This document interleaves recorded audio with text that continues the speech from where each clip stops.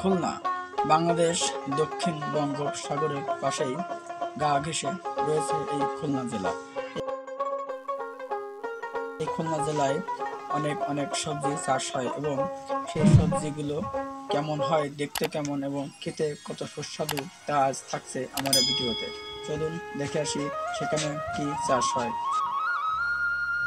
তো আমি এখন আছি দক্ষিণ ডুমুরিয়া কাপালিডাঙ্গা বড় বিলে। এখানে ঢেঁড়স চাষ সবজি চলছে, দেখি তাদের এই ঢেঁড়স কেমন হয়েছে। চলুন তার সঙ্গে কথা বলে আসি।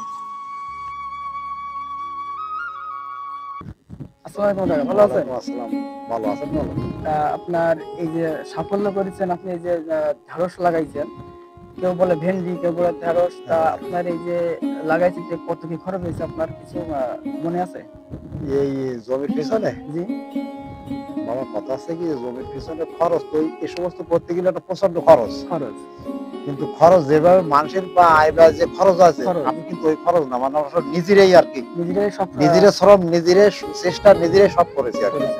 এখন আমার এই ক্ষেত গুলো, এই যে 4-5টা ক্ষেত আমার করা, সব নিজেকে শ্রমে নিজেকে এই পর্যন্ত আমরা কিষাণ টাকা দিন। আজকে এই যে এই কিষাণ করা যাচ্ছে, এই হলো আমার কিষাণের টাকা, এই প্রথম। হ্যাঁ, আর এই সব আমরা নিজেরাই আলহামদুলিল্লাহ যাই মোটামুটি। তারপরে এর একটা ক্ষেত, এই যে ক্ষেতটা 1.5 বিঘা জমি, 1.5 বিঘা জমি সর্বনিম্ন যারা অন্য লোকে করাচ্ছে তাদের এই পর্যন্ত 30 থেকে 35,000 টাকা ব্যয় হবে, তাই তো? তা আপনার আশা করি আপনার খরচ কম হয়ে যেত। আপনি নিজেকে দেখি, আসেন দেখেন প্রত্যেকটা গাছে এই যে ঢেঁড়স, সুন্দর সুন্দর ঢেঁড়স দেখছেন, একদম গাছে ভর্তি, 10টা 5টা করে সব ঢেঁড়স গাছে, ফুল, অনেক ফুল। আর এটা আগামীকাল ফলন তোলা হবে। আর ইনি